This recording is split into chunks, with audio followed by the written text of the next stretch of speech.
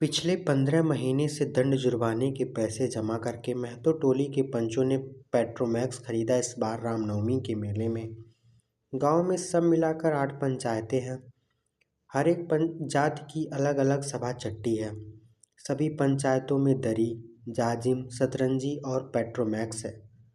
Petromax जिसे गांव वाले पंचलाइट कहते हैं। पंचलाइट खरीदने के बाद पंचों ने मेले में ही तय किया 10 रुपये जो बच गए हैं इनसे पूजा की सामग्री खरीद ली जाए। बिना नेम टेग के कल कब्जे वाली चीज़ का पुण्य नहीं करना चाहिए। अंग्रेज बहादुर के राज में भी पुल बनाने के पहले बलि दी जाती थी। मेले से सभी पंच दिन दहाड़े ही गांव लौटे। सबसे आगे पंचायत का छड़ीदार पंचलाइट का डिब्बा माथे पर लेकर और उसके पीछे सरदार, दीवान और पंच वगैरह। गांव के बाहर ही ब्राह्मण टोली की फुटंगी झा ने टोक दिया, कितने में लालटेन खरीद हुआ महतो? देखते नहीं पंचलाइट है। बावन टोली के लोग ऐसे ही बात करते हैं। अपने घर की ढिबरी को बिजली बत्ती कहेंगे और दूसरों के पंचलाइट को लालटेन। टोले भर के लोग जमा हो गए। औरत, मर्द, बूढ़े, बच्चे सभी कामकाज छोड़कर दौड़ आए। चल रे चल, अपना पंचलाइट आया है। पंचलाइट? छड़ीदार अगनू महतो रह रहकर लोगों को चेतावनी देने लगा। हाँ, दूर से, जरा दूर से, छूछा मत करो, ठेस न लगे।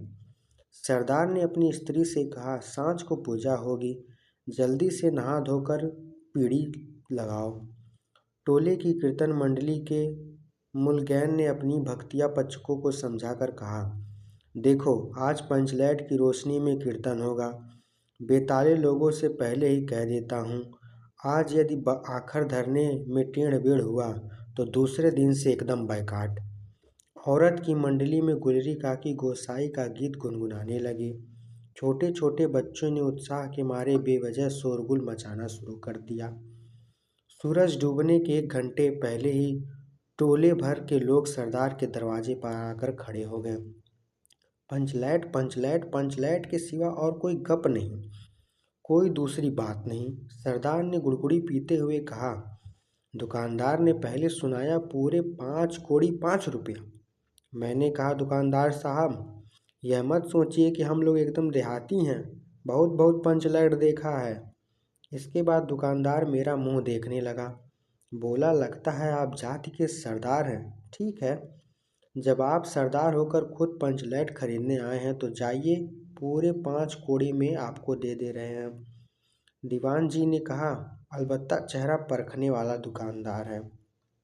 पंचलाइट का बक्सा दुकानदार का नौकर देना नहीं चाहता था। मैंने कहा, देखिए दुकानदार साहब, बिना बक्सा पंचलाइट कैसे ले जाएंगे?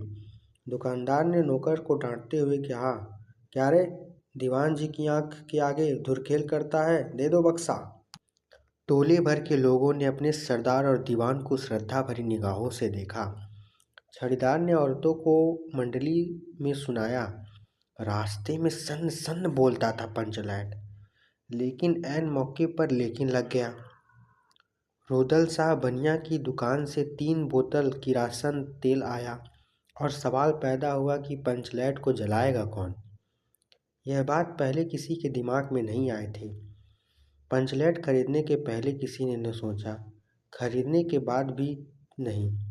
अब पूजा की सामग्री चौके पर सजी हुई है। कीर्तनिया लोग ढोल करताल खोलकर बैठे हैं और पंचलाइट पड़ा हुआ है। गांव के लोगों ने आज तक ऐसी कोई चीज़ नहीं खरीदी जिसे जलाने बुझाने का झंझट हो। कहावत है न, भाई रे गाय लूँ तो दूहे कौन। लो मजा, अब इस कल कब्जे वाली चीज़ को कौन बाले। यह बात नहीं कि गांव भर में कोई पंचलाइट बालने वाला नहीं।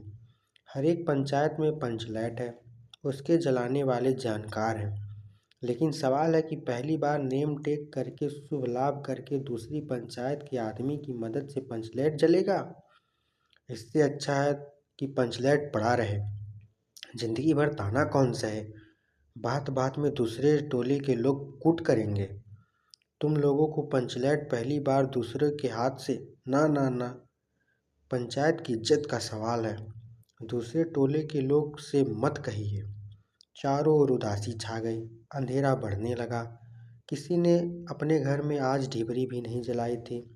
आज पंचलैट के सामने ढिबरी कौन बालता है। सब किए कराए पर पानी फिर रहा था। सरदार दीवान और छड़ीदार के मुंह में बोली नहीं थी।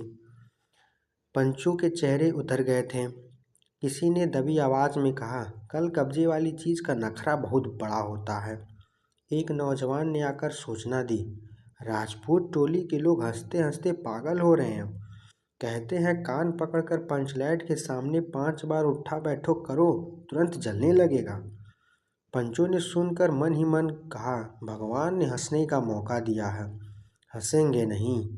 एक बूढ़े ने आकर खबर दी, रुदल शाह बनिया भारी बड़तंग आदमी है, कह रहा है पंचलैट का पंपू जरा होशियार से देना। गुलरी काकी की बेटी मुनरी के मुंह में बार बार एक बात आकर मन से लौट आती है। वह कैसे बोले। वह जानती है कि गोधन पंचलैट बालना जानता है, लेकिन गोधन का हुक्का पानी पंचायत से बंद है। मुनरी की माँ ने पंचायत से फरियाद की थी कि गोधन रोज उसकी बेटी को देखकर सलम सलम वाला सलीमा गीत गाता है, हम तुमसे मोहब्बत करके सलम। पंचों की निगाह पर गोधन बहुत दिन से चढ़ा हुआ था। दूसरे गांव से आकर बसा है गोधन, और अब तक टोले के पंचों को पान सुपारी खाने के लिए भी कुछ नहीं दिया। परवाह ही नहीं करता। बस पंचों को मौका मिला, 10 रुपया जुर्माना, न देने से हुक्का पानी बंद। आज तक गोधन पंचायत से बाहर है, उससे कैसे कहा जाए, मुनरी उसका नाम कैसे ले, और उधर जाति का पानी उतर रहा है। मुनरी ने चालाकी से अपनी सहेली के कान में बात डाली, कनेली। गोधन, कनेली मुस्कुरा रही है। गोधन तो बंद है। मुनरी बोली, तू तो कह दे सरदार से। गोधन जानता है पंचलैट बालना। कनेली बोली, कौन गोधन जानता है बालना, लेकिन। सरदार ने दीवान की ओर देखा और दीवान ने पंचों की ओर देखा। पंचों ने एकमत होकर हुक्का पानी बंद किया है। सलीमा का गीत गाकर आंखों का इशारा मारने वाला गोधन से गांव भर के लोग नाराज थे। सरदार ने कहा, जात की बंदिश क्या, जबकि जात की इज्जत ही पानी में जा रही है। क्यों जी दीवान। दीवान जी ने कहा, ठीक है। पंचों ने एक स्वर में कहा, ठीक है, गोधन को खोल दिया जाए। सरदार ने छड़ीदार को भेजा। छड़ीदार वापस आकर बोला, गोधन आने को राजी नहीं हो रहा है, कहता है पंचों की क्या प्रतीत है, कोई कल कब्ज बिगड़ गया तो मुझे ही दंड जुर्माना भरना पड़ेगा। छड़ीदार ने रोनी सूरत बनाकर कहा, किसी तरह गोधन को राजी करवाइए, नहीं तो कल से गांव में मुंह दिखाना मुश्किल हो जाएगा। गुलरी काकी बोली, जरा मैं देखूं कह के। गुलरी काकी उठकर गोधन के झोपड़े की ओर गई और गोधन को मना लाई। सभी के चेहरे पर नई आशा की रोशनी चमकी। गोधन चुपचाप पंचलैट में तेल भरने लगा। सरदार की स्त्री ने पूजा की सामग्री के पास चक्कर काटती हुई बिल्ली को भगाया। कीर्तन मंडली की मुलगैन मूर्छल के बालों को संवारने लगा। गोधन ने पूछा, स्प्रिट कहाँ है। बिना स्प्रिट के कैसे चलेगा। लो मजा, अब यह दूसरा बखेड़ा खड़ा होगा। सभी ने मन ही मन सरदार और दीवान की और पंचों की बुद्धि पर अविश्वास प्रकट किया।